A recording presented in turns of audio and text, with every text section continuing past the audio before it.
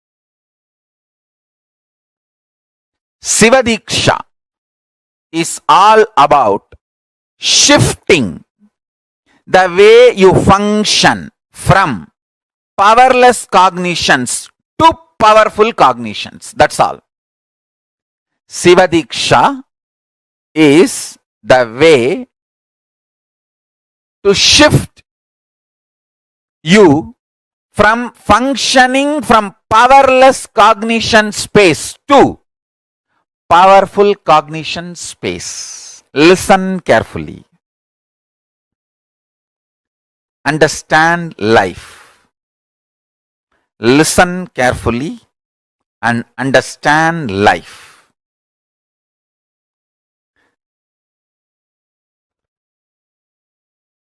I will repeat. First,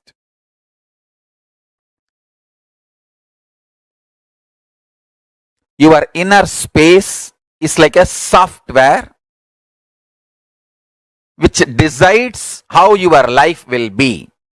That's the first understanding. Second, if the inner space is filled with powerless cognitions, powerless, suffocating, wrong ideas about yourself, about your world, about God, it can be more and more suffocating, making your life difficult. And if you can start building the content of your inner space, powerful, start functioning from powerful cognitions, truths, understandings about you, world and life, you can become enlightened, manifest powers and all possibilities. Now listen carefully. The good news I have is your inner space can be beautifully reprogrammed. It can be reprogrammed with powerful cognitions. It can be reprogrammed for enlightenment. It can be reprogrammed to manifest the state, space, powers of ultimate Paramashiva.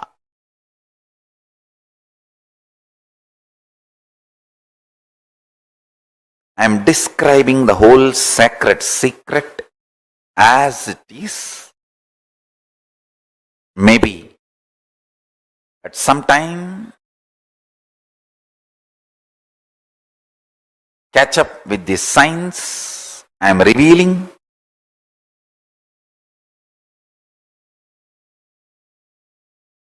Listen, listen intensely. Maybe the modern day science will catch up with what I am revealing at some time, sooner the better for the humanity. Listen, your bioenergy is left inside your body when you assume the body. Like a snake, it just goes into your Mooladhara chakra and rests coolly in the Paramashiva Bodha. Between the age of 0 to 3, the first activity starts at one point. You start feeling, I exist. We say, na, the time I remember me. That happens between 0 to 3. The earlier it happens, better for you. The earlier it happens, the being is higher conscious. People who never miss that prajna, I exist, are incarnations. They miss just for a few days or few weeks, but within 1 or 2 months, get that I exist, are yoga prashtas. I have so many yoga prashtas in my Gurukul. These kids, they wake up to the reality, I exist. visualize your bioenergy as snake, and that idea you exist, that prajna, is the Nagamani. The golden diamond develops on your bioenergy snake's third eye, on that forehead. Now, when that starts, that is when your life starts. The perception of your life, the experience files of your life, good, bad, right, wrong, the binary logic or the Nyaya Vaiseshika logic, whatever you evolve as your existence or the lessons of your existence starts happening from that time your prajna starts feeling its existence. Prajna means you start feeling I exist, me, I am conscious. Now, that I exist starts developing upadhis. I am male, I am female, I am good, or whatever. I am good in something, I am. So this upadhis, the identities, ideas, patterns starts getting evolved in and around you. Listen.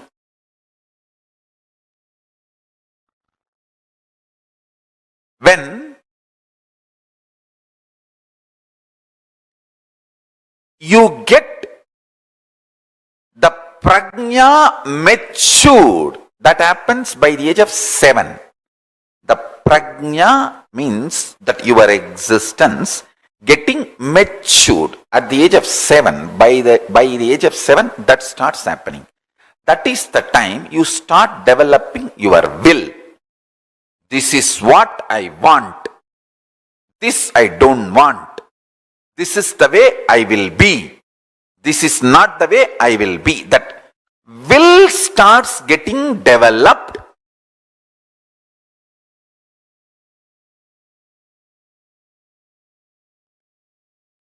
So many times people ask me, Swamiji, why all over the world the elite, intelligentsia, the intellectual community is turning towards Hinduism? Because Hinduism is built on intelligence.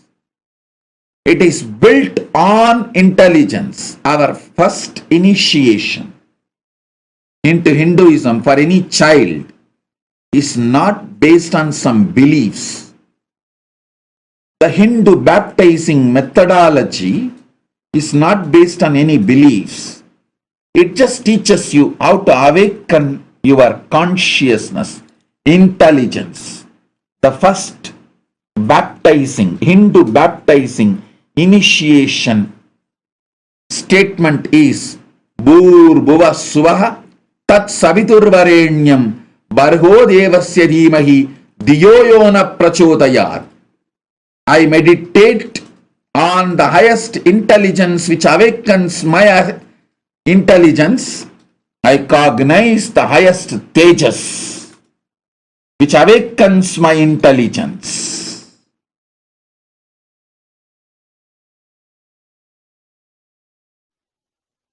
Now, through the initiation I am going to give you all, I awaken the Paramashiva in you, make you all manifest the ultimate life, Paramashiva. As Paramashiva has blessed me,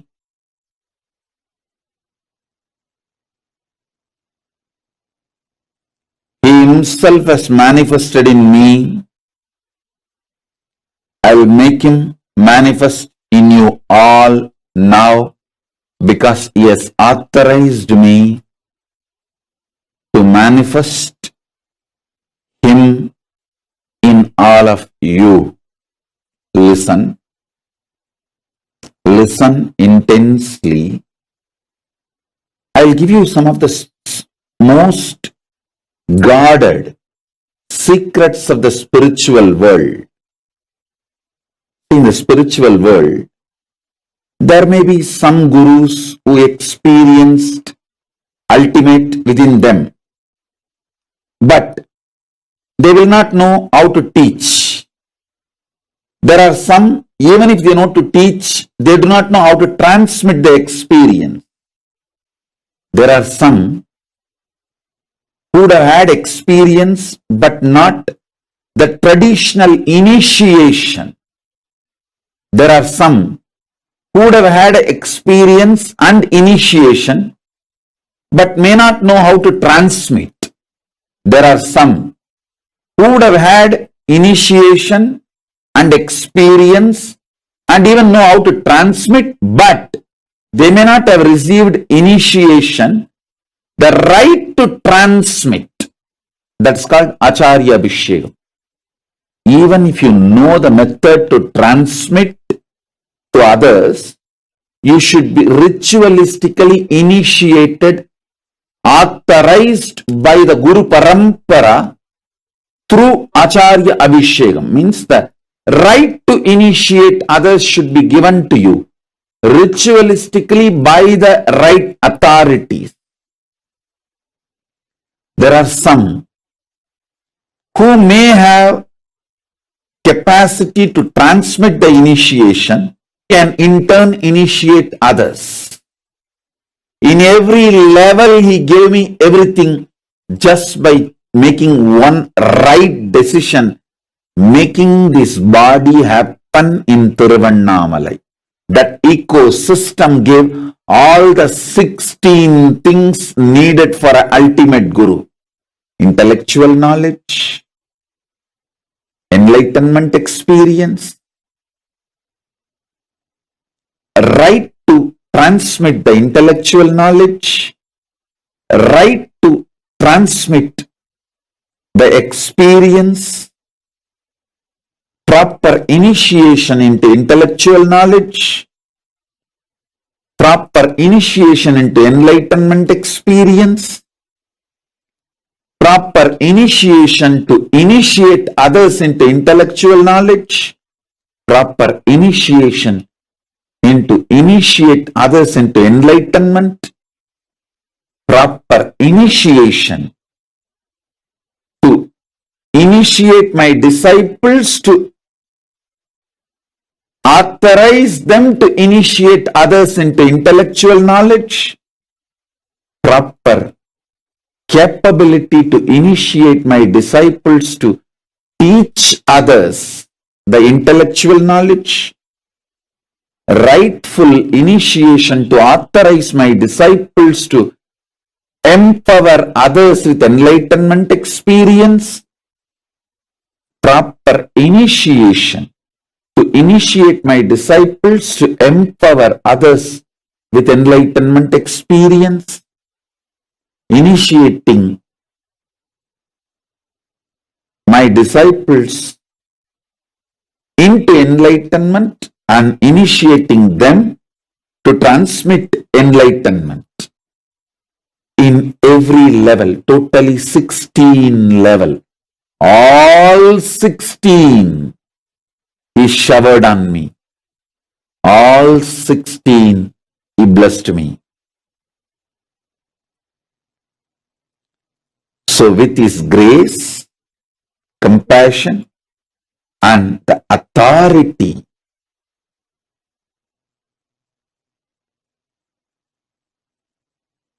with His grace, with Paramashiva's grace and Paramashiva's compassion and the authority Paramashiva showered on me directly and through the unbroken Guru Parampara, chain of Guru Parampara, I initiate all of you into Paramashiva Jnana, Paramashivadvaita, intellectually, experientially, ritualistically, and giving the Shakti Pada, Shakti Nipada initiation. So understand this initiation.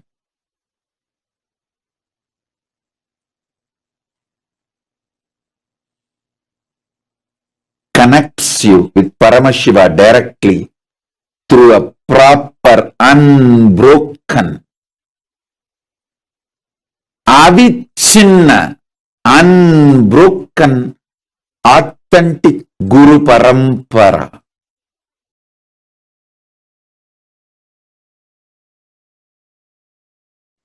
See, I'm going to give you 5 initiation now. Imbibe that completely and type it as a message in your chat so that I know you got it completely. First, listen. All the 14 worlds are interconnected and in you. First, all 14 worlds are interconnected and in you. You are not just in Bhuloka now. You are in all 14 worlds right now. First, it's an initiation. Listen. Someone who has not heard this truth is poor, spiritually poor.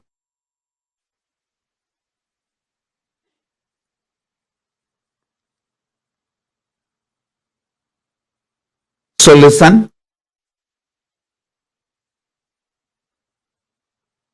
First initiation.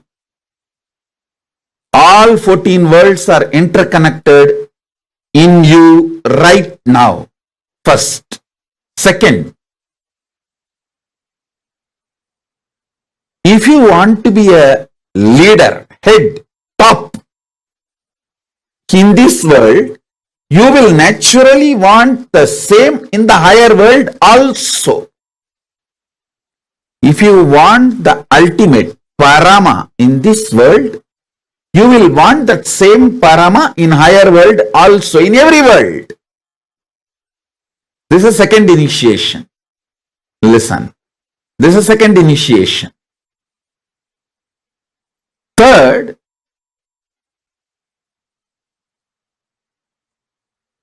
in this world, only one can be ultimate. But in the higher worlds, anyone who wants to be ultimate can be ultimate. That is why there is no jealousy or competition. Paramashiva enjoys more people becoming Paramashiva. That is why it is called higher world. In the lower world, everyone wants to be ultimate, but no one can be ultimate. They beat each other, kill each other, destroy each other to become ultimate, but nobody becomes ultimate. That is why it is called lower world. Understand? The algorithm, programming, nature of the higher worlds, lower worlds, this world I am describing. In this world, one can be ultimate. That's why so much jealousy, competition. In the higher worlds, as whoever wants, they can become ultimate. The more ultimate, more Paramashiva celebrates. That is why no jealousy in the higher worlds. That is why it is called higher world. In the lower world, everyone wants to be ultimate, but nobody can become ultimate. They just beat each other, kill each other, destroy each other. Finally, nobody is ultimate in the lower world. That is why it is called lower world. In lower world, nobody. In this world, somebody. In higher world, everybody. This is the algorithm. programming, basic, fundamental way of functioning of the higher worlds, this world and lower world. This is the third initiation. This is the third initiation. The fourth initiation, listen. To become ultimate, you don't need any qualification other than being initiated into the truth. Your free will, pure will, is capable of making you ultimate. Fourth initiation. Fifth initiation, the greatest. Sit right now. I'll breathe the super consciousness, supreme consciousness of Paramashiva in you right now.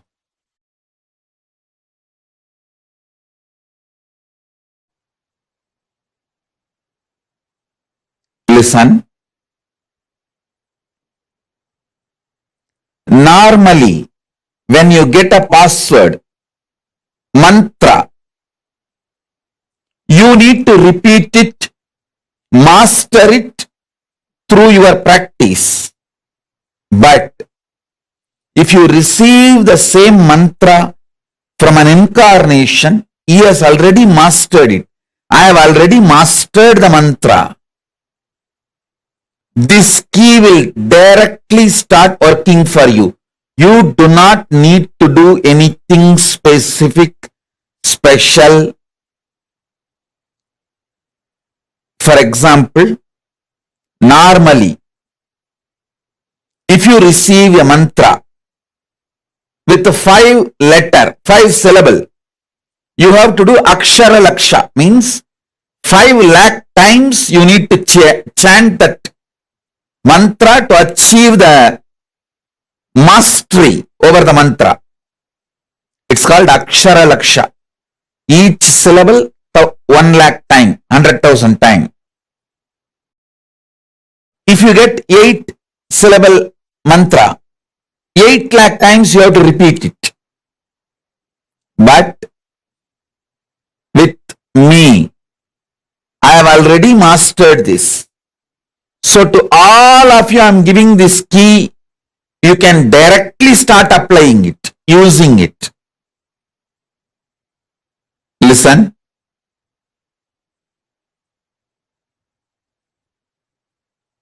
I am going to give you 4 mantras. Gayatri mantra. Then Shiva deeksha, Shiva mantra. Gayatri mantra will open Brahmaloka for you. It will give you access to Parabrahman. Samaya deeksha, Shiva deeksha mantra will give you access to Paramashiva. And I will be giving you Mahavagya, which will give access to me directly. It means which will give access to all gods and all the lokas. So listen.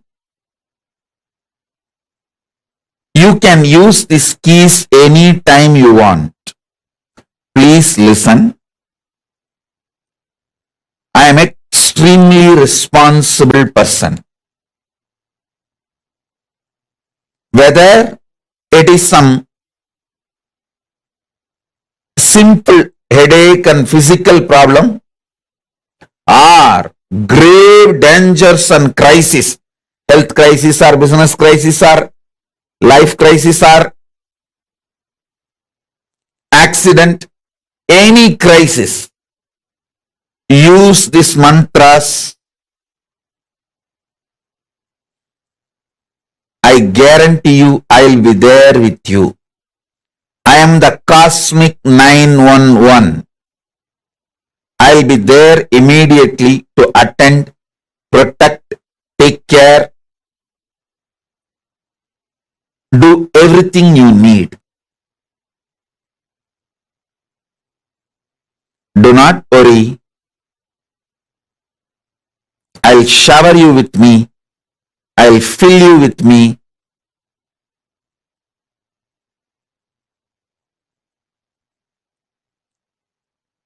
I will manifest me through you.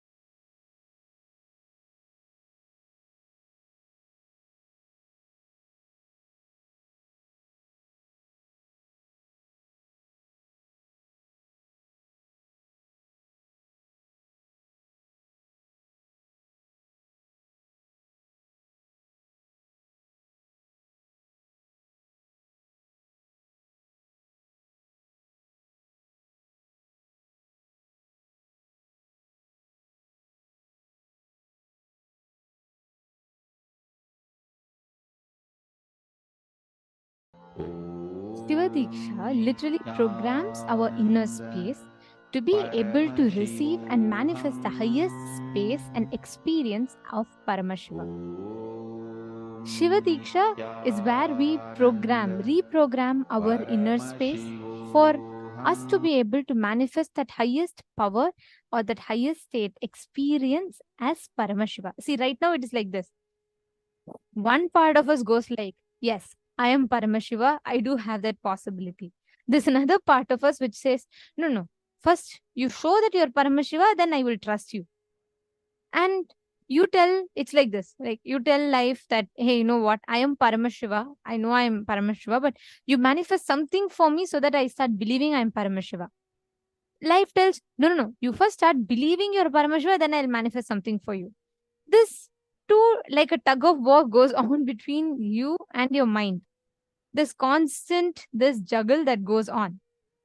So there's one part of you which goes on like, hey, I am Paramashiva, I am Paramashiva, I need to get this, I need to get this. There's another part of you which constantly fights with you, saying, you know what, first you prove that you're Paramashiva, then I'll give you. One part of you says, first you give, then I'll prove I'm Paramashiva. That will be the confidence for me that I'm Paramashiva. Every one of us sitting here have this tug of war in life. There's one part of us constantly fighting with life. There's another part of us that's constantly saying, hey, you know what? Let life tell me. Then I'll believe. Then life tells, first you believe, then I'll tell you. This tug of war happening in us is between us, our incompletions, and our higher possibility in life. Here is where in between, Swami will give a very beautiful example. This is where in between it is like using the veto power, and it says the guru comes in between and he says, listen, whether you have experienced your Paramashiva or not, because I am Paramashiva, I declare you are Paramashiva, I give my inner space to you. That initiation is what is Shiva Diksha. Precisely this initiation is what is Shiva Diksha. Is there any one of you here who have not received Shiva Diksha before? Ma Chetana Suragan, have you received Shiva Diksha ma before?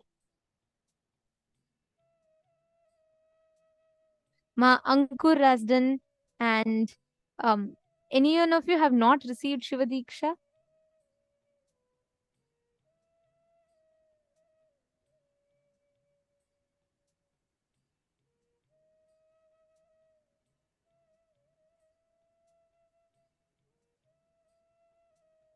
Okay, Ma Bhuma Cannon. Ma Bhuma, from which place are you, Ma? Sorry, I might have missed your message. Probably you would have replied earlier. Ma Dvanita also has not received Shiva Diksha. Okay. Ma Dvanita, from which place are you?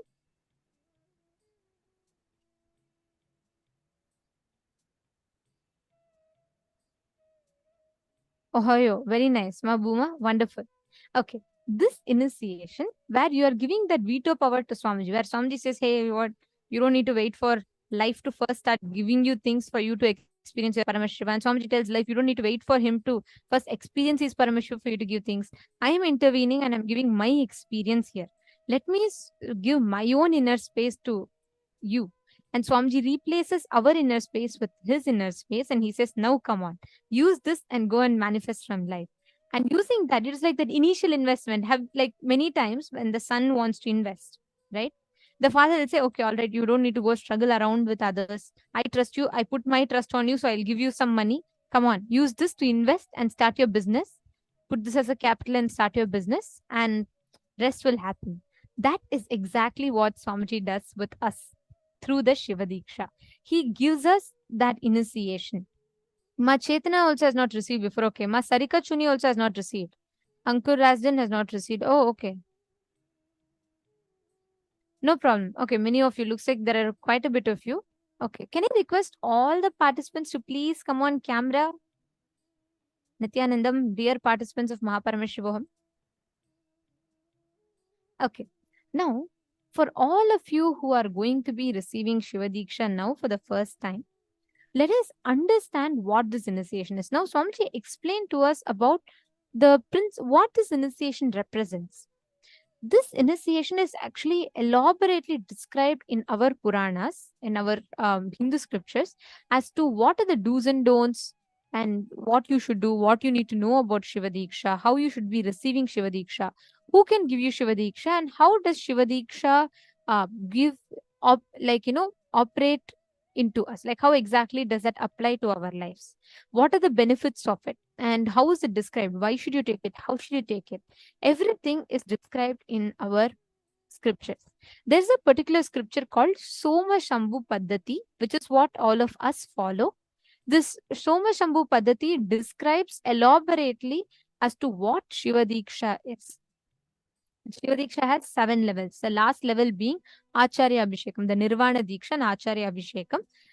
The first level is Samaya Diksha. So Shiva Diksha itself has 7 levels. And first is Samaya Diksha, second is Visesha Diksha.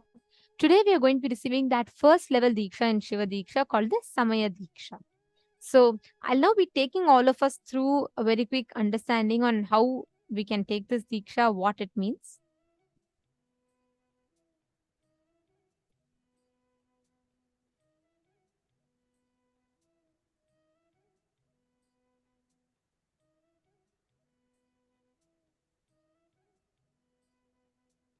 So the procedure for receiving the Samaya Diksha, the Shiva Diksha, is of 3 ways. The first one is Mantra Diksha.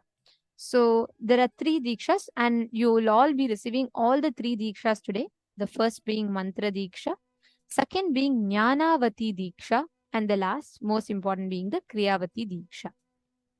So Mantra Diksha is where the avatar transmits the experience in the form of mantras, sacred sounds, energy vibrations. The second is the Jnanavati Diksha. Jnanavati Diksha is where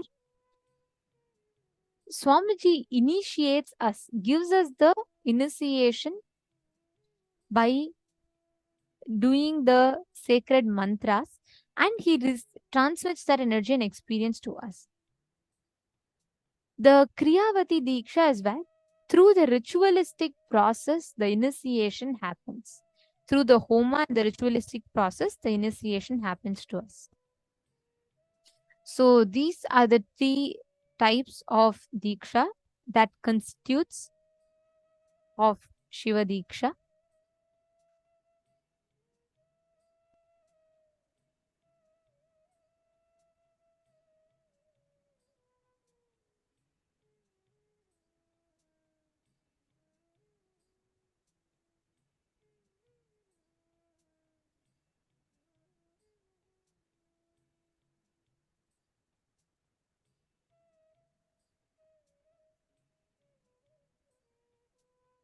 And this is a very important session, so I request all of you to please provide your complete listening. And first thing, this 3 deekshas, the first part being mantra deeksha, where Swamiji will be chanting mantras. All of you will be receiving something called the Shiva Moola mantra. This mantra actually only an enlightened master, guru, can give to the disciple. And the disciple should not be sharing it with others. Only a guru who has that experience of enlightenment in him, he can transmit this experience to others. So today you all will be receiving the mantra deeksha. The second part, the initiation, happens in like 2 different parts. One is where Kriyavati, means through the rituals, Homa happens and the priest do the proper Homa, mandala is drawn, and you go and drop the flower in the mandala, you receive the name. That whole process is called as the Kriyavati Diksha. There's another part to it called the Jnanavati Diksha. This Jnanavati Diksha is where only an enlightened master or an incarnation transmits his inner space into us through the Diksha. That is the Jnanavati Diksha. So the procedure for receiving this Diksha, the Soma Shambhu Paddhati has a separate section called Samaya Diksha Vidhi. And as we all know, Swamiji ensures every single thing that we receive is always 100%, if not more, in alignment to the Shastras, what exactly our scriptures tell. So here, the Somashambhu Paddhati 12th and 13th shlokas tells very clearly how exactly the ritual should happen. The verse goes as Dvividheyam dvirupavni pratyekamupajadyate eka kriyavati tatra kundamandala purvika manovyapara matrena yasa jnanavati mata itham labdhadikarena dikshacharyena sadhyate. So here it is very clearly describing about Jnanavati Diksha, Kriyavati Diksha and the Mantra Diksha. So the Pramana describes Diksha, which is classified as Sadhikara and Niradhikara, is of 2 types, which is Kriyavati and Jnanavati Diksha. Kriyavati Diksha is done with Homakunda, Mandala for the ritual. Jnanavati Diksha is that wherein the process that needs to be done is done through the Guru's inner space, the enlightened master, the Guru's inner space, through his power of enlightenment, Jnana. This way, Diksha is done by the Guru who has got the power and authority to initiate. Swamiji, just at his young age of 7, was initiated into this, and Swamiji received the initiation into Shiva Diksha when Swamiji was very, very young, just about 11 years old, from the Swamiji's Guru, the 230th Guru Mahasannidhanam of Tondai Mandala Adinam in Kanchipuram, Srila Sri Jnana Prakasha Deshika Paramacharya Swamigal. Swamiji had received the initiation, and it was that time where Swamiji was conferred the title as the 233rd Guru Mahasannidhanam, under directly from the 230th Guru Mahasannidhanam. At the age 11, Swamiji had delivered his first public discourse on this ultimate truth. So this is a very important part, and I request everyone to please listen completely. Here, all of you can see the mandala, correct? This mandala is called the Sadashiva Mandala.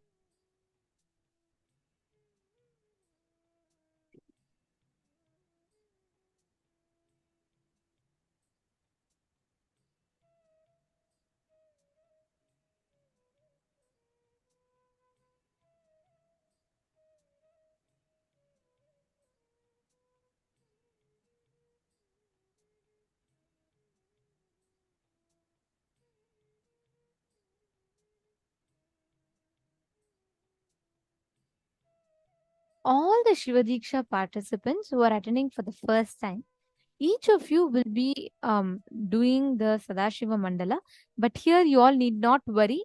because we understand each of you are from different places and you may not have all the items to procure available to you. So taking that into account, you need not prepare the mandala this time, and as always, as the previous times as well, we will be showing the mandala for you all to offer. But it's important that you understand, so you don't need to worry about preparing this mandala. We will be projecting the mandala from live from Adi Kailasa. So you don't need to worry about preparing the mandala, but it is important that you understand the significance of it, the purpose of the mandala and the significance of Sadashiva mandala. During Shiva Diksha, one of the most important part is you will be dropping a flower on this mandala, and whichever place your flower falls at, that represents your energy. And as per that energy, you will be receiving the Shiva Diksha spiritual name. So you all can take a closer look at this. Here, if you see, this has the yellow color lingam that you're seeing. So it consists of 4 Shiva lingas and a circle in the center. So the first yellow color Shiva linga is rice mixed with turmeric. The black color Shiva linga is rice mixed with carbon deposit, the soot. And the third white color Shiva linga is just raw rice, white color. And fourth, the red color Shiva linga is Shiva linga mixed with kumkum. The kumkum is put on the rice. And the center circle has a layer of all the 3 colors.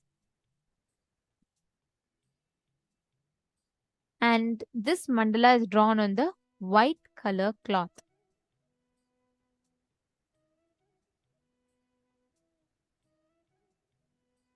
So here, hope all of you are getting a better look at visual of it. So you will have the lingam facing the north is the red color, west is the yellow color, south is the black color, and white is the east is the white color. Now, one most important thing, please, I request everyone to make note, especially if you're receiving for the first time. If you are offering the flower, you will be standing facing the east. So you should be standing in the eastern direction. Sorry, not facing the east. You will be standing in the eastern direction. So you all can see here. You will be standing in the eastern direction, facing the western direction.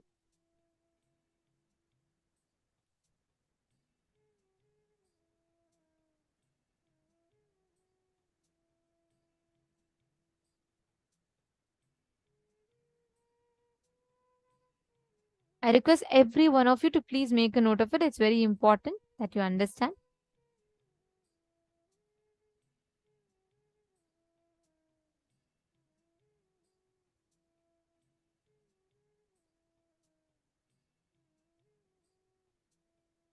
Actually, each of you can take a few minutes to please write this chart.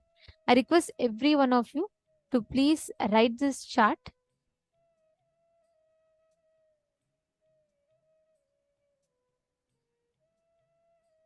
I request all the participants to please take a few minutes. It's very important. We take a few minutes and write this chart, then we'll be explaining to you further. This is a spiritual name.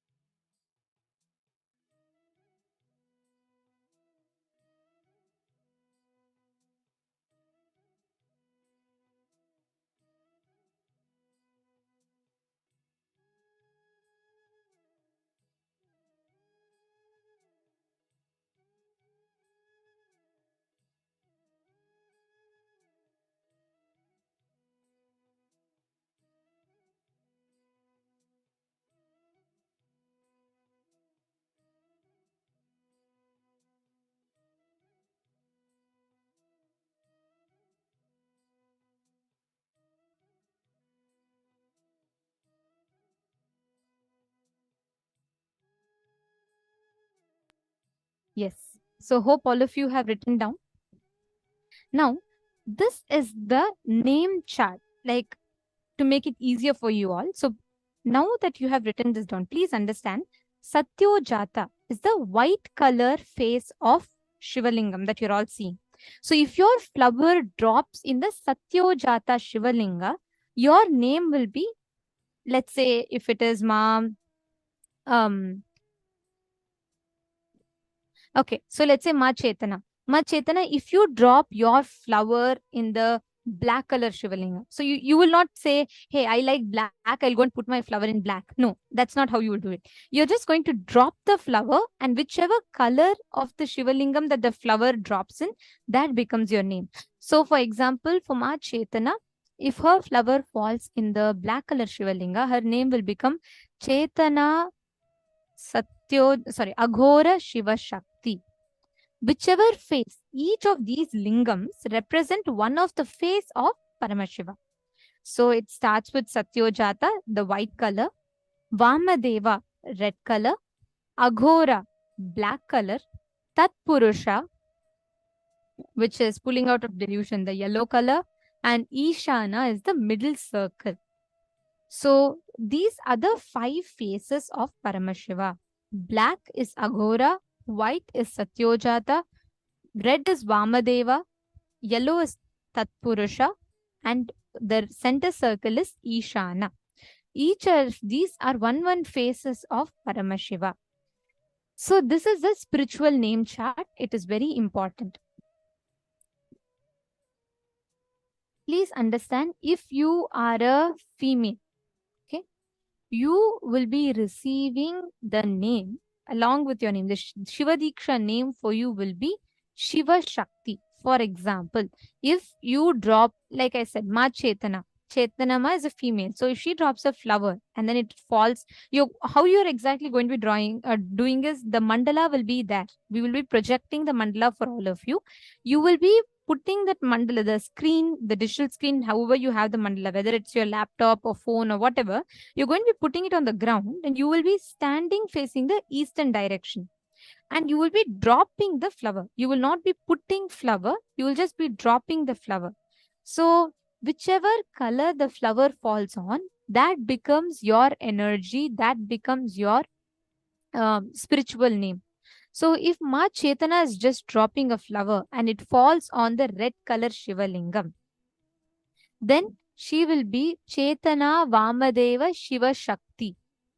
Let's say Robert is dropping the flower. If Robert Aya is dropping the flower, then it falls on the same red color. He will be calling himself as Robert Vamadeva Shivam. So if you're a male, you will be having a suffix called Shivam. If you're a female, you'll be having a suffix called Shiva Shakti.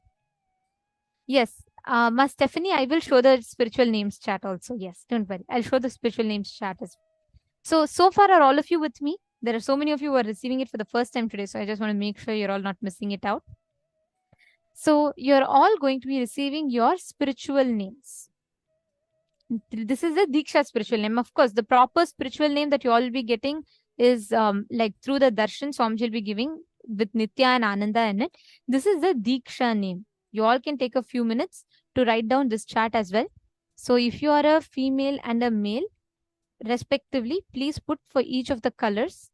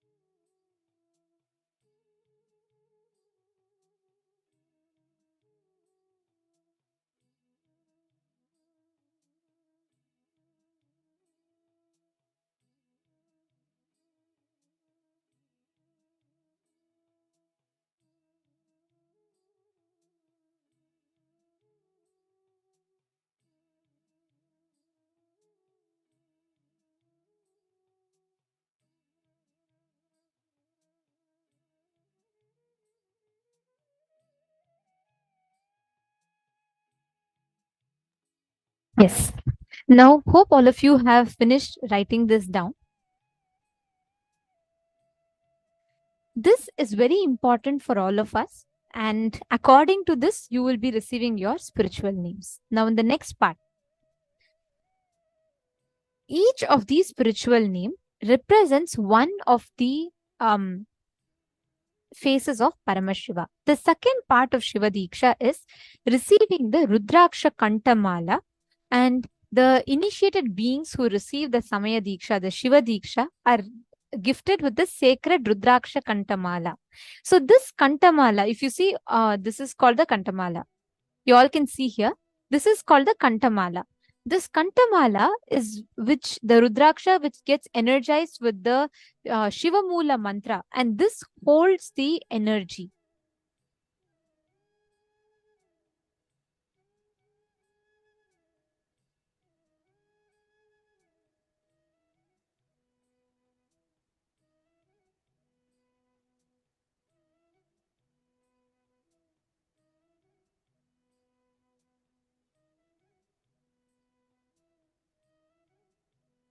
This Shiva Mula mantra is held by the Kantamala that we wear.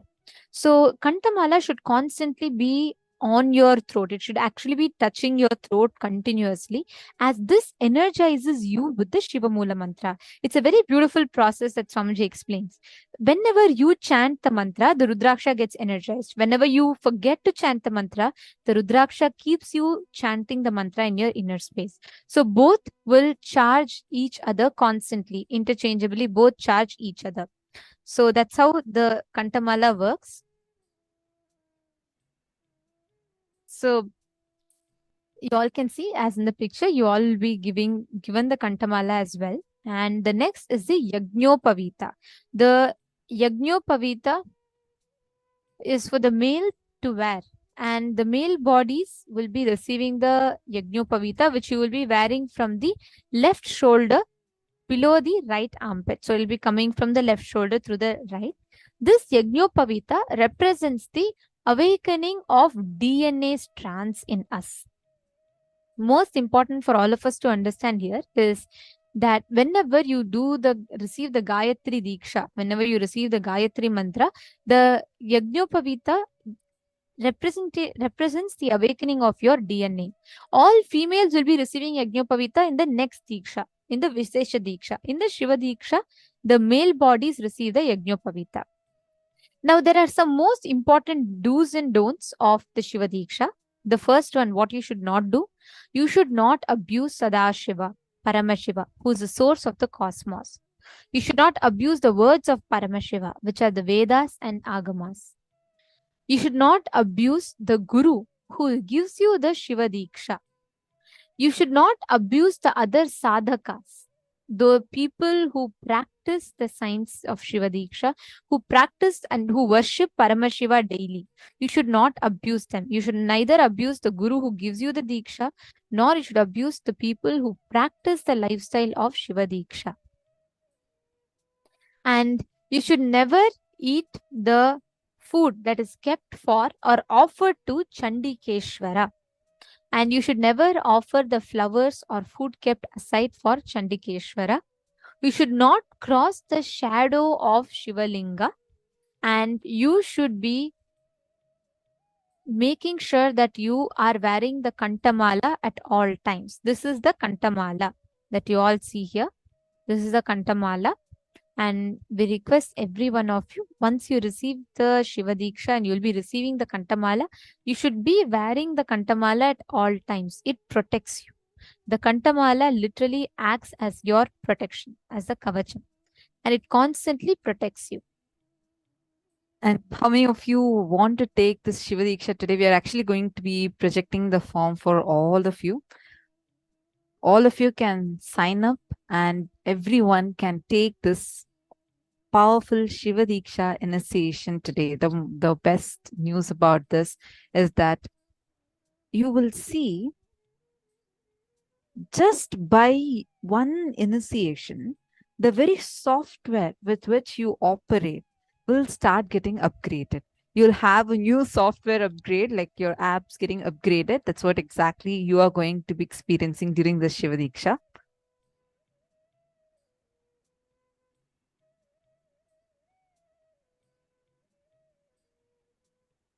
And I also just wanted to announce, see, during taking Shiva Diksha will directly help you even with power manifestation. Only when you take Shiva Diksha level 1, you can take Shiva Diksha level 2, which is the Vishesha Diksha. Vishesha Diksha is the initiation for power manifestation. You get initiated to start manifesting powers. You get initiated to start having the eligibility to worship Paramashiva. So that is the next level Deeksha, and we'll be having it in a few days' time. But only if you take Shiva Deeksha today, you will be receiving the Vishesha Deeksha, the next level Deeksha, when we are having it in a few more days.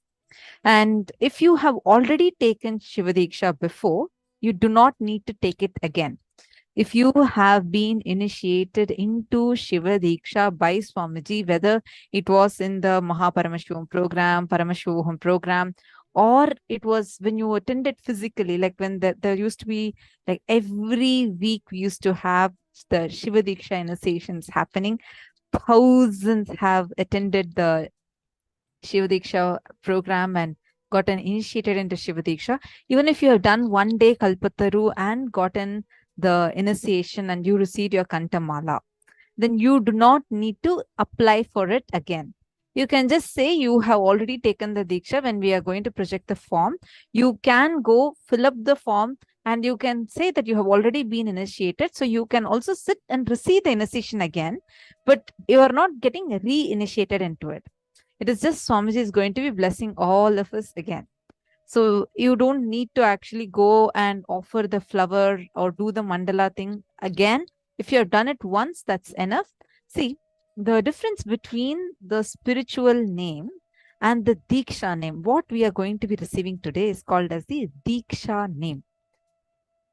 So the Deeksha name will be, like, for example, as we had explained earlier, when you are offering a flower on one of these faces of Paramashiva, see, the most important thing is you have to make sure that you are having your laptop or your tab, everything flat so that the flower should fall on it. It should not just hit and come or anything like that. If you're logged in through a desktop, we recommend you to be logged in through your desktop. Just for that mandala process alone, you can log in through your phone, offer the flower on the mandala, and you can log out. Because, or you, if you are not having this option, then you yourself can draw the mandala wherever you are, and you will be able to offer the Shiva Diksha.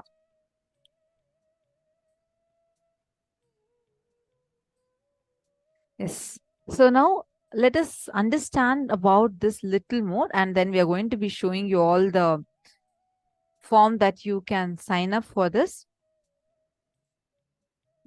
All the participants, every one of you, to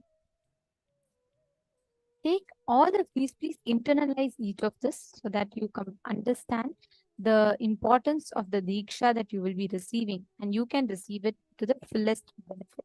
Please understand, always Swamiji will tell that everything that you receive, you should know the exact procedure of how exactly it is done as per the Agamas.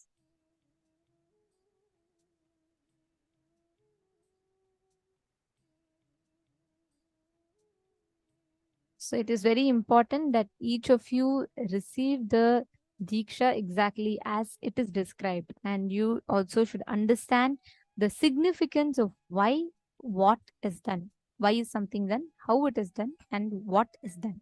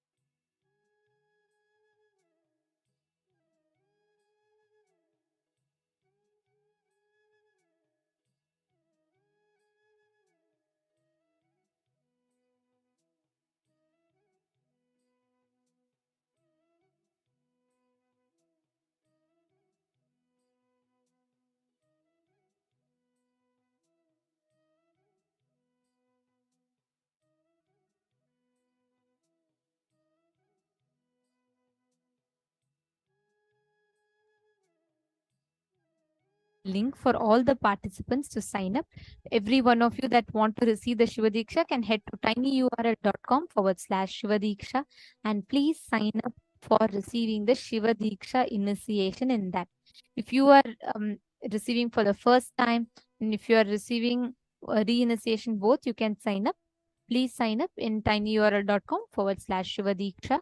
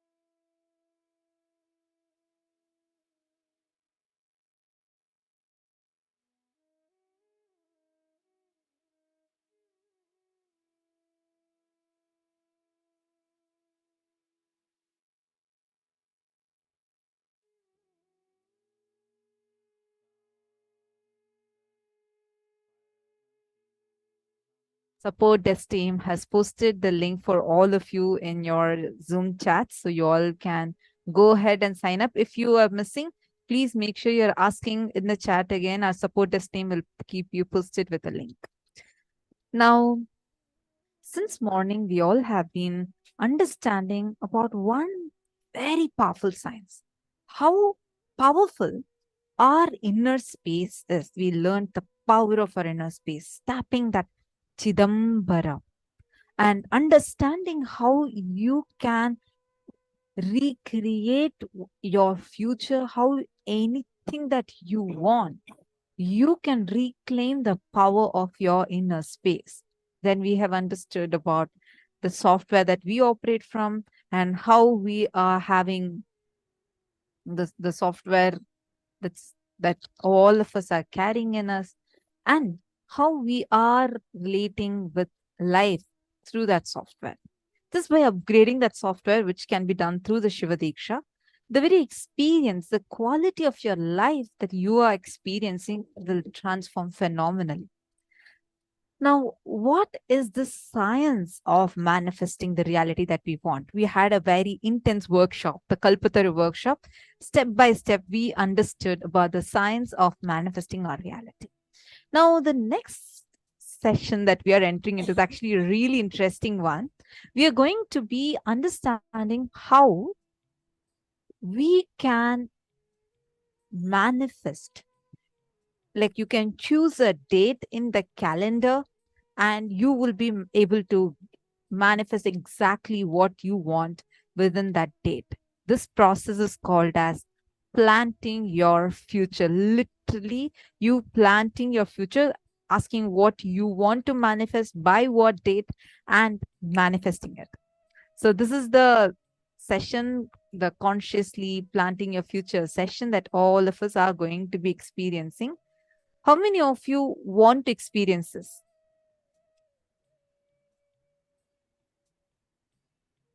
How many of you here want to manifest? You all are excited for saying that, look, I really want these things and I'm going to get it. I want to learn the science. How many of you are here like that?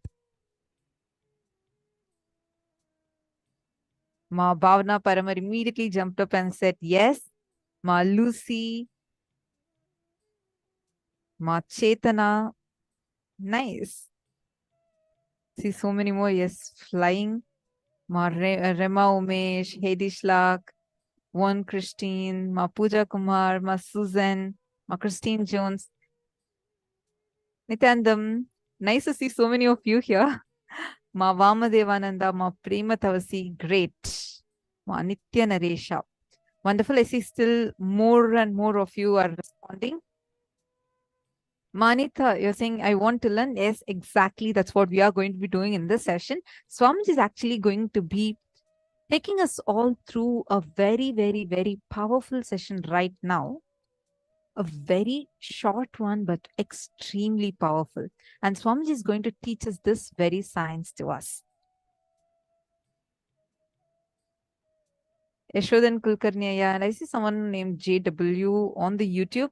I urge all the viewers on Facebook and YouTube immediately start joining the Zoom, because the powerful initiation that we are going to be entering into today, actually Swamiji is going to give not one, not two, but multiple initiations where you're going to, one, get Shiva Deeksha, where you will have that software upgrade and have that powerful energy of Paramashiva landing in you. And second, we are going to be blessed and initiated into the power manifestation.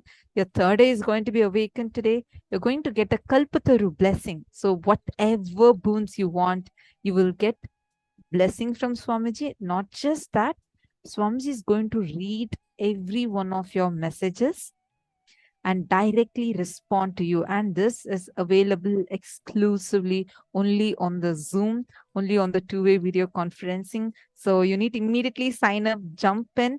Do not miss out on that. And we are also going to be receiving the initiation into Sampragnata Samadhi, where you are going to experience a deep feeling connection with Maha Ganapati, with your Ishta Devata, and get the power of feeding Ganesha. So a lot of things are there today. So make sure you are not missing out on this. Go ahead, immediately join the Zoom rooms, and you can ask us any questions that you want in the Zooms as well as on the social media platforms. But darshan is exclusively available only for the participants that are sitting with us on the two-way video conferencing. Okay, so now without further ado, let's enter into the session. So Swamiji is going to be explaining to us the science of how we can consciously plant our future. Now, what does that actually mean?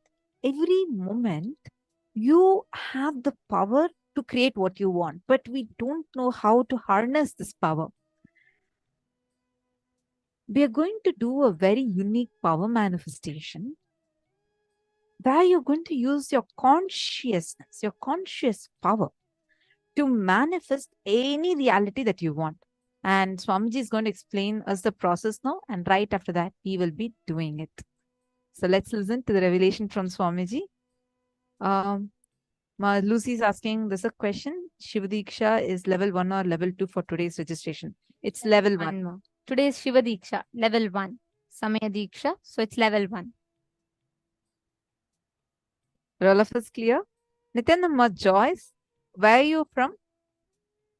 Nice to see you here. Ankur Razdan, Nithyanandam. Okay, let's enter into the session now.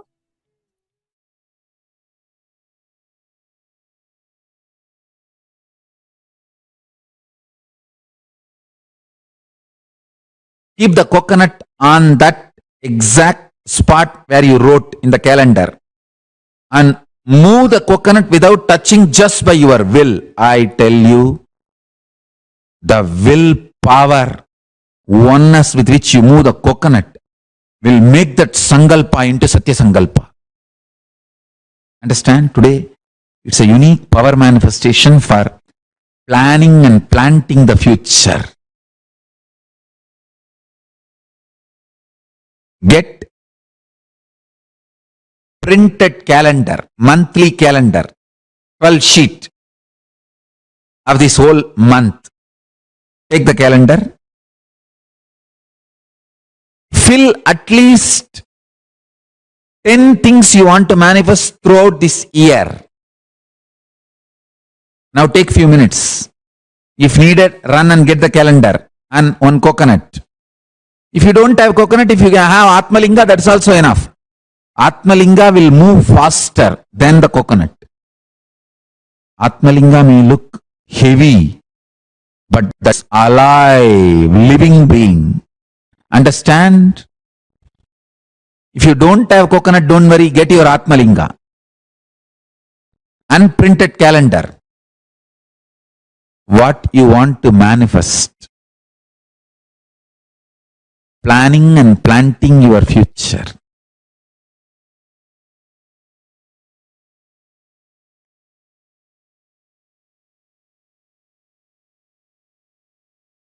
Planning and planting your future.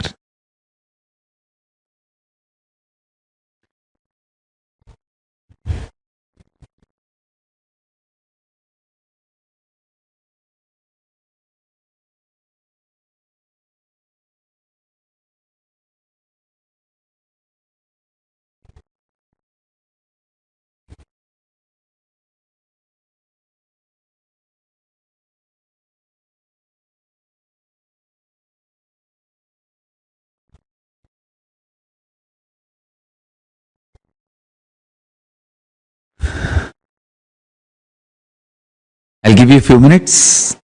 Get the calendar, Atmalinga, coconut, everything. Let's start.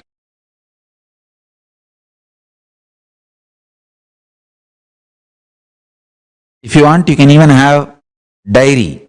On that you can write and keep the Atmalinga and do the power manifestation. Understand? Today I am going to help you to plant your future.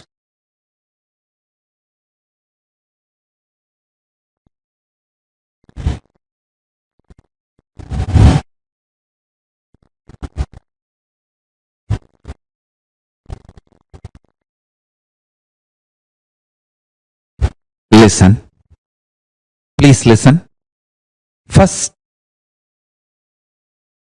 come to the space of oneness.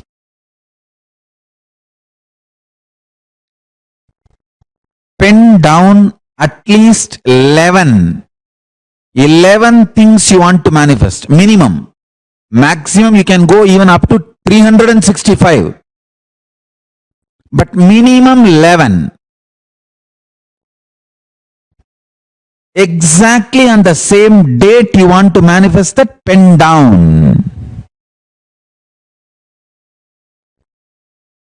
I'll give you a few minutes. Come to the space of oneness. Decide you are planting your future and pen down this. Listen carefully.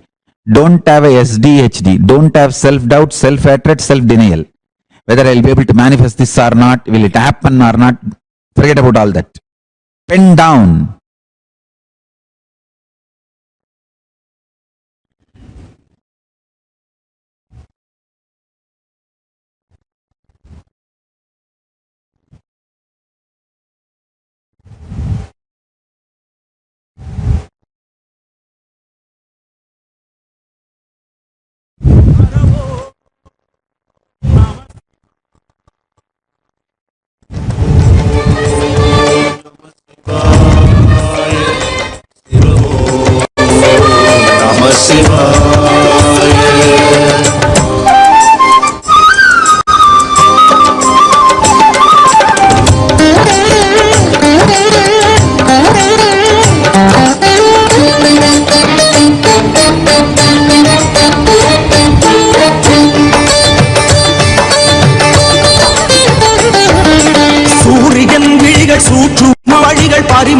செவிகள் அணிவது விண்மீன்கள் படைப்பில் வேதமயம் பார்வை சிவயோகம் நடையில் கம்பீரம் ராஜ Narasimham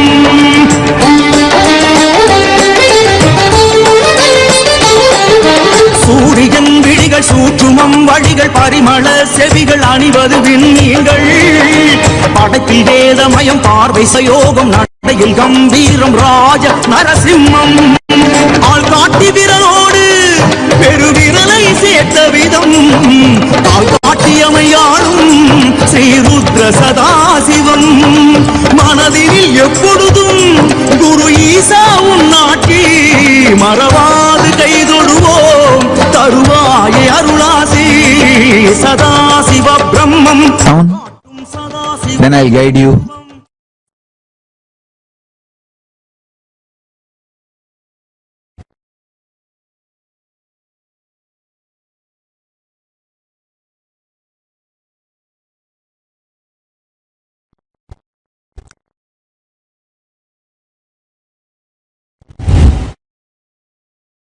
Listen.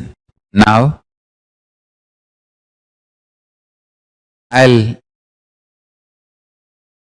initiate the participants who are waiting for today. Samaya Deeksha, Mantra Deeksha. All over the world, many people are receiving Mantra Deeksha, Samaya Deeksha today. After the initiation, I'll lead all of you into the power manifestation, oneness process. Then you will all manifest powers today. So all the participants, even if you are already initiated, please listen to the mantra intensely and chant along with me. Here I am giving the mantra. Please first pick up the Gayatri Mantra card. The card on which Gayatri Mantra is printed, please pick up that and chant along with me. Om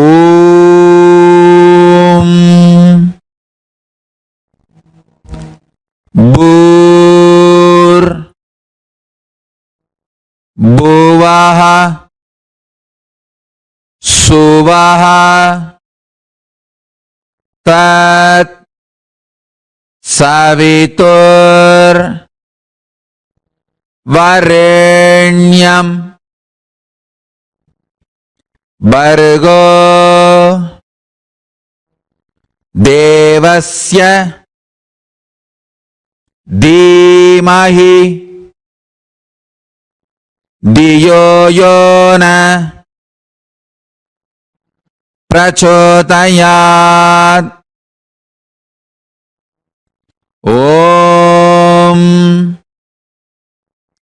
Bhur Bhuvaha Suvaha Tat Savitur Varenyam Bhargo Devasya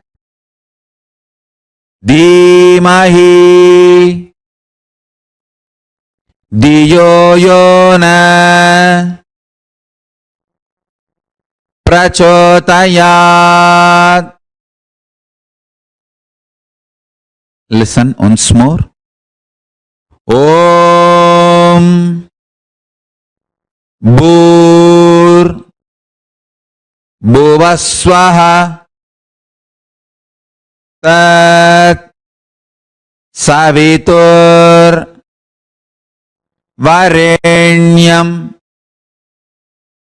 Bhargo Devasya Dhimahi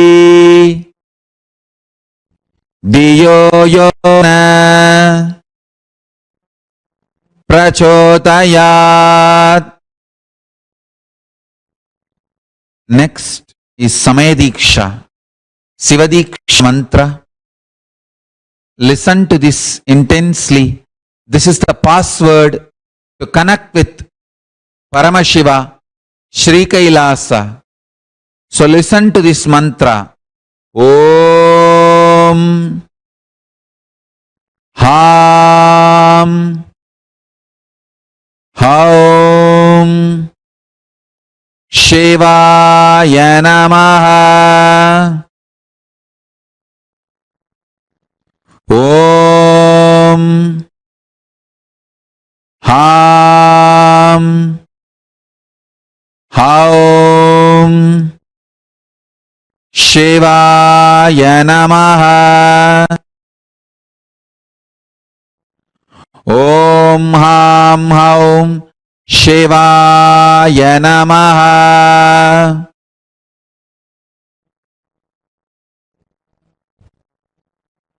Yes, now I'll give you the Mahavagya. Om Nithyananda Paramashivoham.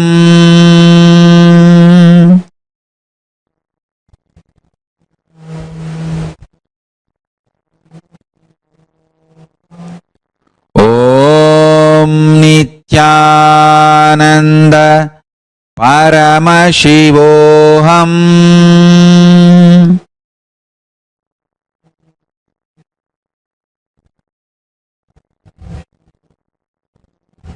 Om Nithyananda Paramashivoham.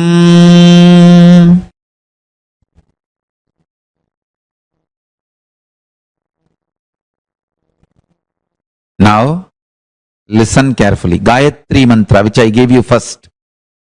Chant that 11 times every morning. Second, the Shiva Deeksha mantra, Samaya Deeksha mantra. Chant that 108 times after the puja in the morning. Mahavagya, Om Nithyananda Paramashivoham. Chant whenever you want to manifest powers. Now, let's start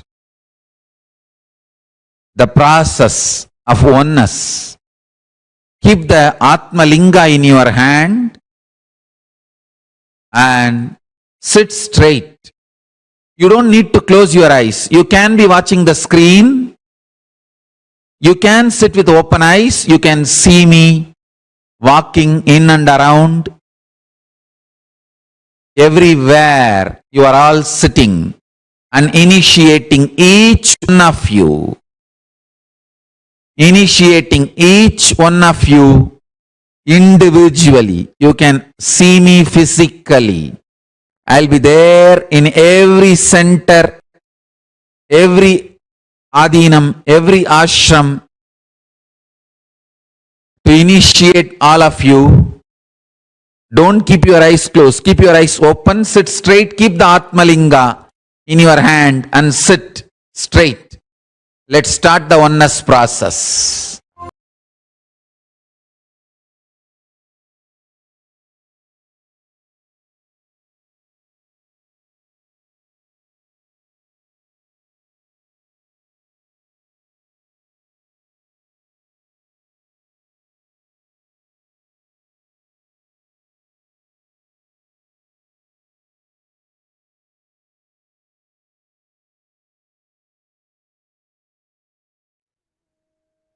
Yes, sorry for the technical glitch.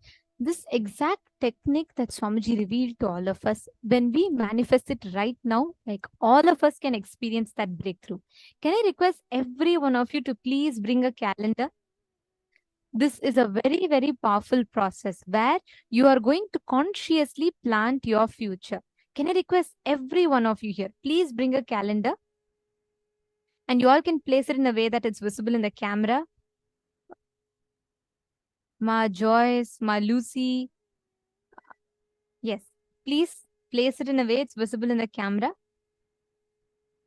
Ma Veronique, Ma Jin Wong, Ma April McKay, Ma April McKay, Nithyananda Ma Melvi, Ma Chinmaya, Ma Karen, Ma Xin Yuan, Ma Tilgavati. I request every one of you to bring a calendar, place it in such a way that it's in front of the camera.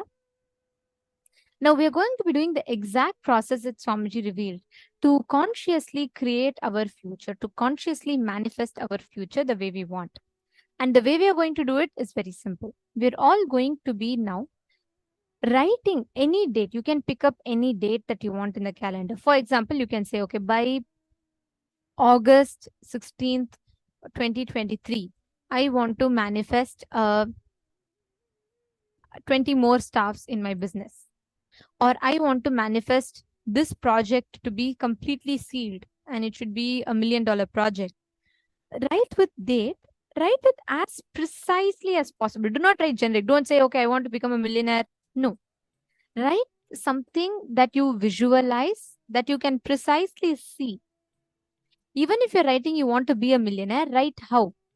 You want to win a lottery or you want to manifest a job, write the consciously write what is the reality you want to manifest by what date. You can pick any date that you want and you're going to write it down. Ma'am, Mansi, you're asking if your electronic calendar is okay.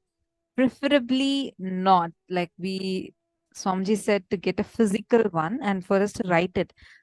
And each of these steps, even if you have this plain paper, you can create your own calendar. Even that is also okay. So you can create your own calendar and with that you can do that fine. But like it should be a physical one, and on that you should be like writing the exact thing you want to manifest by that certain date and what exactly you want to manifest. You can be in detail, and on that you should be keeping Atmalinga or the coconut and moving it.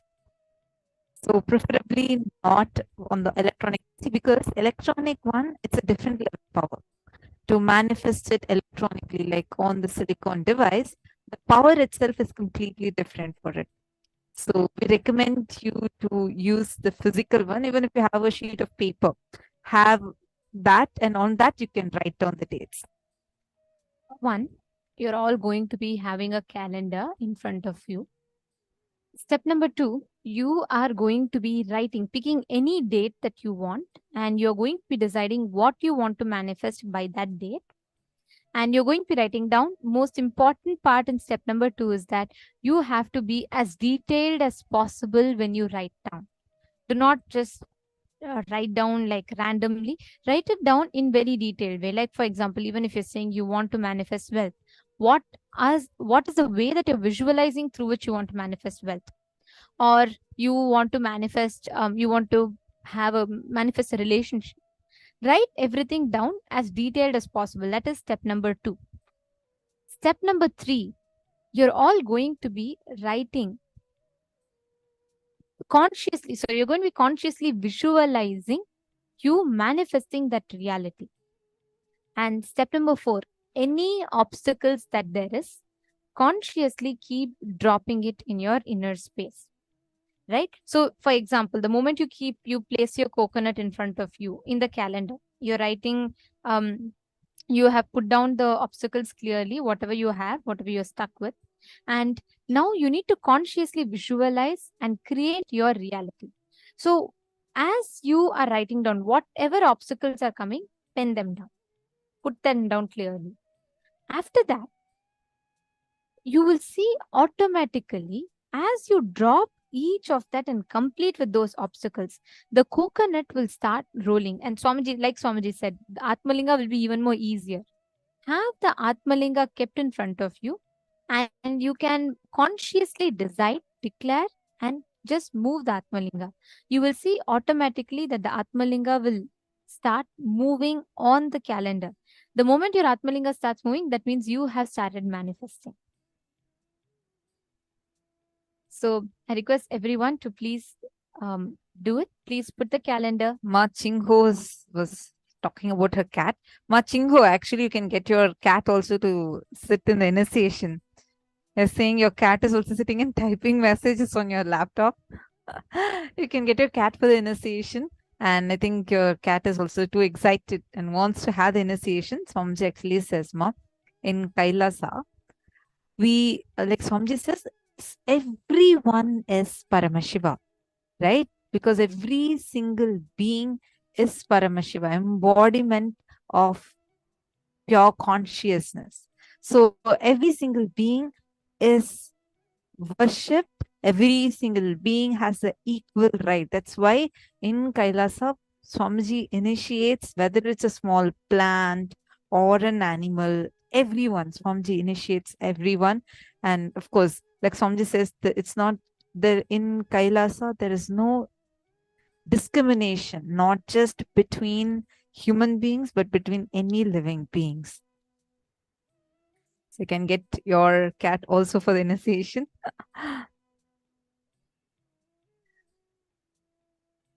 So now, are all of us ready? See, whether you manifested this power before or not, I request all of you to get the calendar now and start writing down what exactly you want to manifest. Ankur Razdan is asking, what exactly is Atmalinga? I'm going to show to all of you.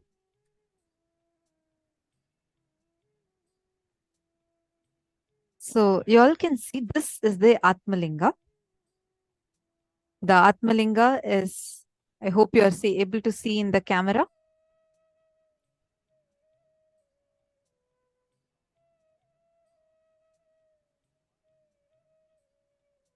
You're able to see, Ma? I'll just show to all of you. So this is the Atmalinga. Now, you all can see that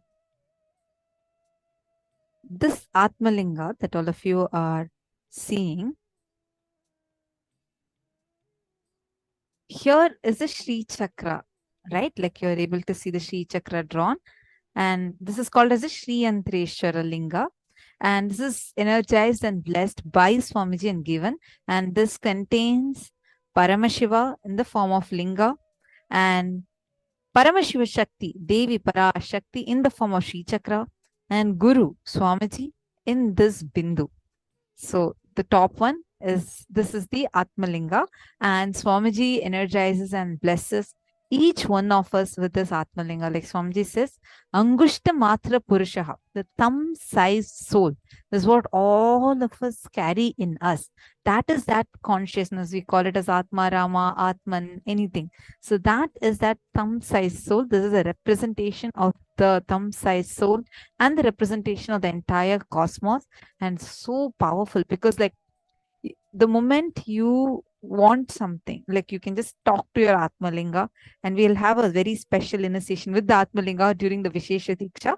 And Atmalinga is literally like you having a pocket version of Paramashiva with yourself. It is where one form where Guru, Linga, and Guru, Devi, Paramashiva Shakti, and Paramashiva, all of them are in one form. So you worshipping Atmalinga once is equivalent to worshipping Devi Parashakti and Paramashiva as Linga and Guru as the Bindu in that. So Atmalinga is a very, very powerful tool, ma.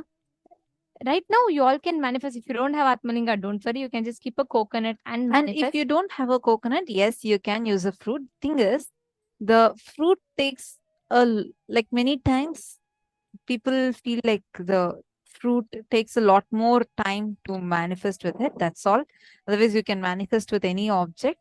And coconut is easier, and Atmalinga is the easiest. So you can just keep your Atmalinga or the coconut on the calendar and you could move it. And if you have not received the initiation before, don't worry. Today, while the darshan is happening, Swamiji will be initiating us and awakening our third eye.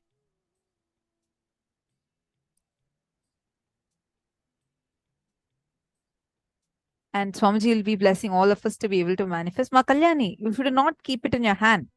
See, once please take a calendar. In the calendar, choose the date. For example, okay, by August 20th, I want to become a millionaire. By August 30th, I want to be able to get a huge house. So you can go to that date and you can write down exactly what you want. Even if you want someone to come and complete with you, you want a relationship to become good with someone, choose anything. Right now, start with one. Choose one date and write that one date and keep the coconut on that. Take a calendar, write down what you want on that particular date, keep your coconut or your Atmalinga on that date, wherever you have written, keep it there, and just without touching, you should not touch, look through your third eye intensely and the coconut will roll. You have to roll the coconut through the power of your third eye. And most important thing, Swamiji revealed in the Kalpataru video, right? It is like you have the will. Whichever aspect your will decides to empower, that is what manifests. So each of you have that will with you. Same way, now with your conscious will, whatever you empower, that becomes reality. So consciously visualize. Understand, now when you're visualizing, it is like remember the canvas, correct? So you're writing it on the canvas, whichever you are visualizing. So consciously visualize and declare that as reality. Understanding so far, are all of us clear with the process? Can I see so many of you sitting here? Ma Sumita Som, Boda, Karin, Anita, Anna, Melvi, Ma Chinmaya, Keek Ziao, Ma Lata. So many of you here. Can I request all of you to please come on camera? Nithyanandam, Krista Galactica, Mary Long, Nayana Patel, Adela, Matilagavati, Deepika Praveen, Chandra Malay Swami, Ma Amrita Vandini. Can I request everyone, please come on camera now? Nithyanandama, Mary Long, thank you so much for turning on your camera. Nice to see you. Nithyanandama, Krista, Karen, Nithyanandam, Melvi, Nithyanandam, Ma Lata, Nithyanandam. So lovely to see all of you. And Malita Sege, I wanted to tell you also, I saw your message. Don't worry about your health. Just sit. Understand, this is an ecosystem.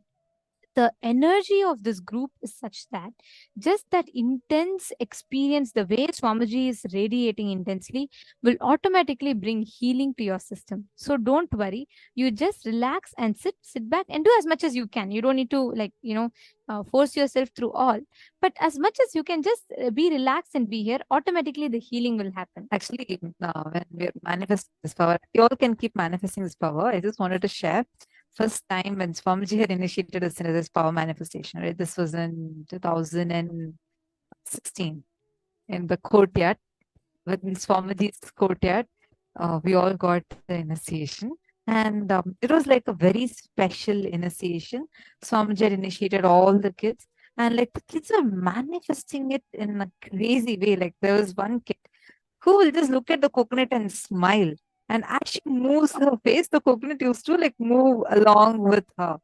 And literally, like as if we all have played with these magnetic toys, right? Like you have two magnetic toys, and then as you move one closer, the other one keeps moving in whichever direction you want. Literally like that.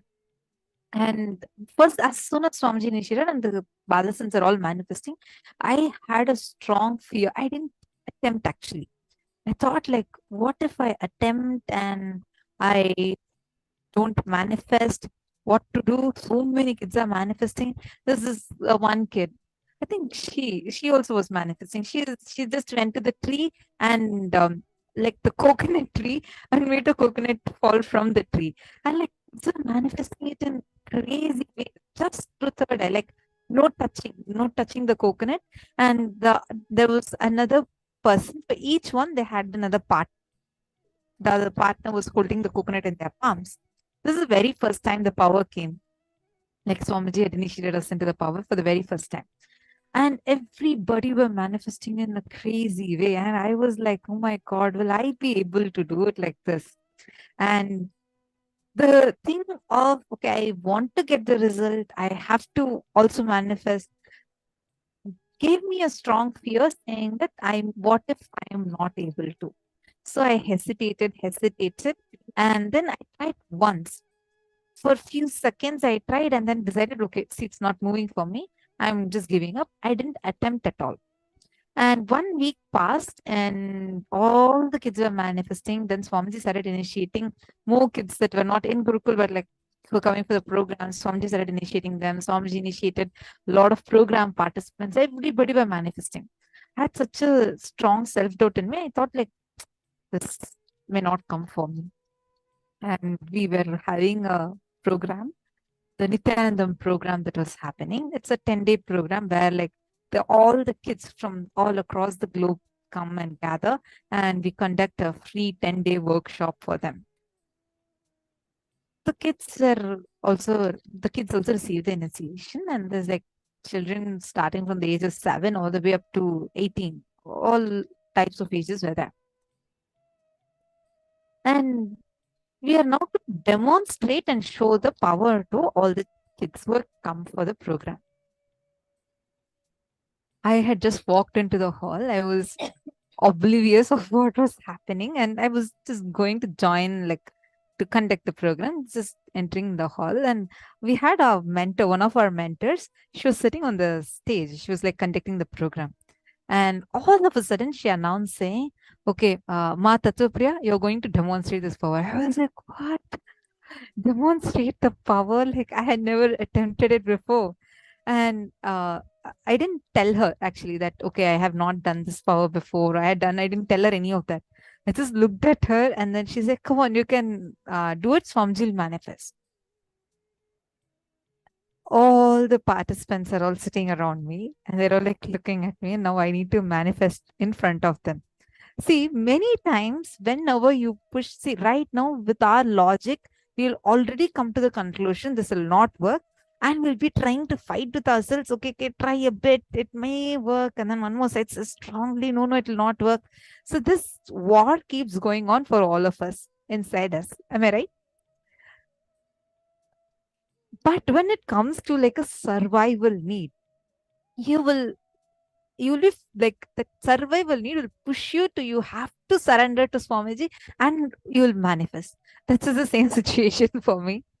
And like when so many of the children are standing like in around me, about 600, 700 children were there for the program.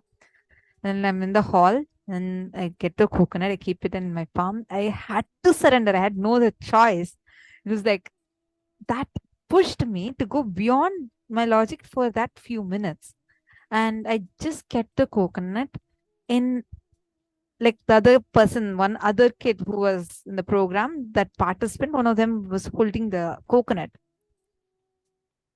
The moment I just chanted the Mahavakya once, it was like an instant connection happened. After that, like the coconut not just moved, it's just started like standing, rotating, doing all gymnastics.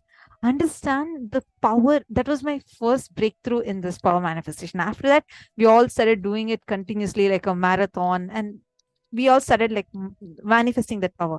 But that was my first ever breakthrough. See, understand, we are currently holding on to our self-doubt, thinking, God, what if this doesn't happen? Or already thinking, I didn't do any penance, yoga, nothing. How will this manifest suddenly for me? Look, I have done this in my life. All that karma is sitting on my head. How am I going to be manifesting? We all have like this hundreds of statements running in our head, which will stop us from even attempting to manifest. Am I right? How many of you have experienced like this? Can you all raise your hands, wave your hands? I see so many of you waving now. Understand, just right now, if possible, go live on Facebook or at least sit and record. Record yourself doing this manifestation. If you have not yet been initiated by Swamiji, don't worry. Swamiji will be initiating us today. Very shortly, darshan. you'll be listening to Nithyananda. Yeah, 8 o'clock Eastern Standard Time. And time is already 6:35. So we have very, very less time before we enter into the darshan. Swamiji will be initiating us. So just be here and get the initiation and try it, but record. Do this record. Put yourself, like you can call your friend and say, I'm going to be manifesting this power. Like put yourself in that mode, okay? Because that's when we will be forced to go beyond our logic. Like we'll push ourselves to saying, okay, just follow the process. You will be able to manifest. And it's very, very easy. And imagine and see, Swamiji is saying, you just need to sit. You're sitting in your room, your bedroom, fine. You can just sit wherever you want. You can be wherever you want. Sit, connect with Swamiji, and just move your one coconut on your calendar with your third eye. He will move the cosmos for you. And your $1 million will just like that manifest. Whatever you want. I'm giving $1 million as one example. You have a 20-year fight with your best friend who was your best friend 20 years before, and now you're not even able to talk to her, you're not able to even relate with her, but you want your friendship to be reunited back again. And you're writing that as a boon. I'm giving you an example. You don't even need to pick your phone, call her right now. All you need to do is just sit right now, do the power manifestation, write it on your calendar, move the coconut or your Atmalinga through your third eye, see what starts happening. Suddenly that person would call you after 20 years and talk to you and complete with you.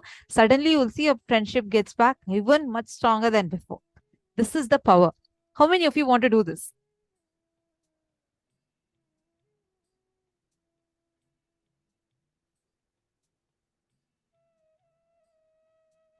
Great. Wonderful. Just sit now and manifest. Just focus on the power manifestation and you will see Swamiji will do it through you. Just sit, chant the Mahavakya. You will easily be able to manifest.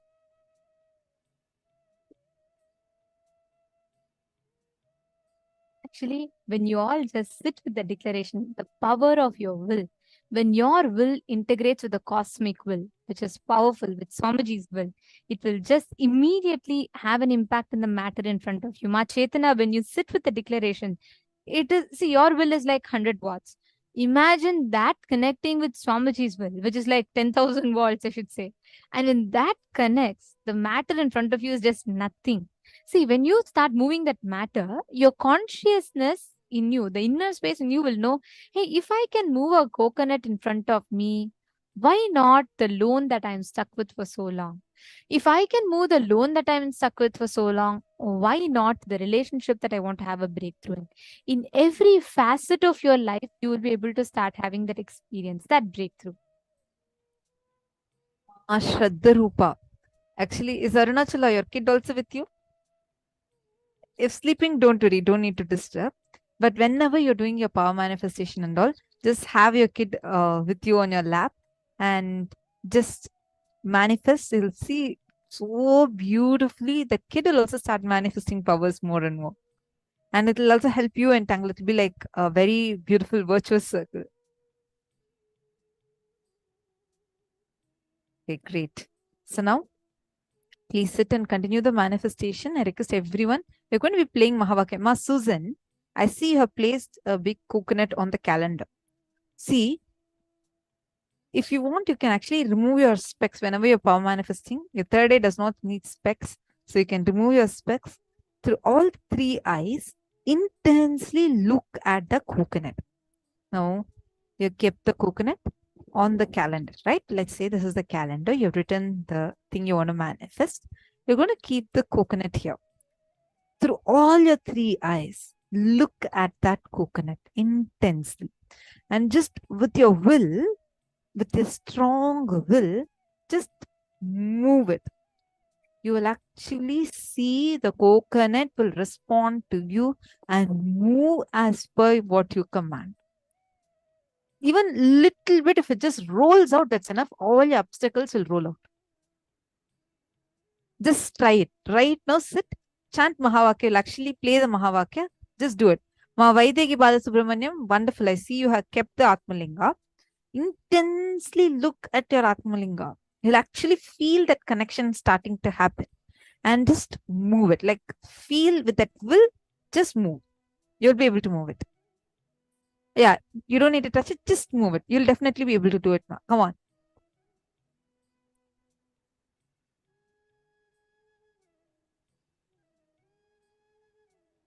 Nithyananda Manasi, nice to see you. Are you also doing the power manifestation?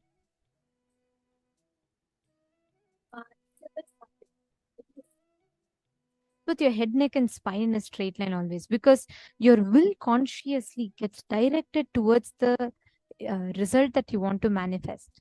So whenever you're sitting straight, you're bringing that awareness to your system. So my Isabel should sit straight.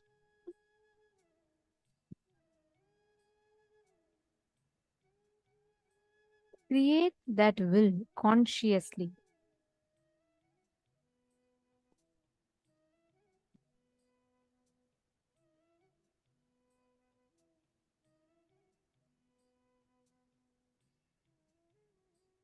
Veronique Saikumar, do you have Atmalingama?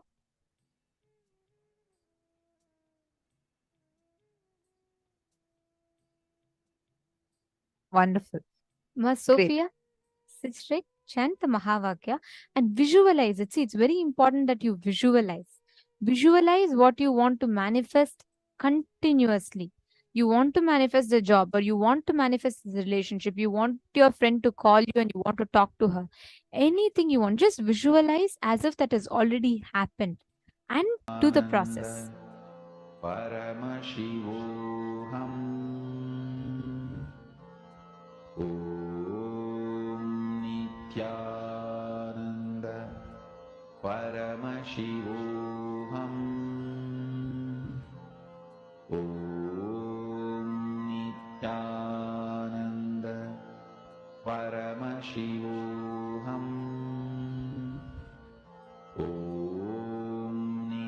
All the viewers that are watching us on YouTube and Facebook, if you all also need any help, feel free to post it in the comment section and we will be able to support you, help you to manifest it.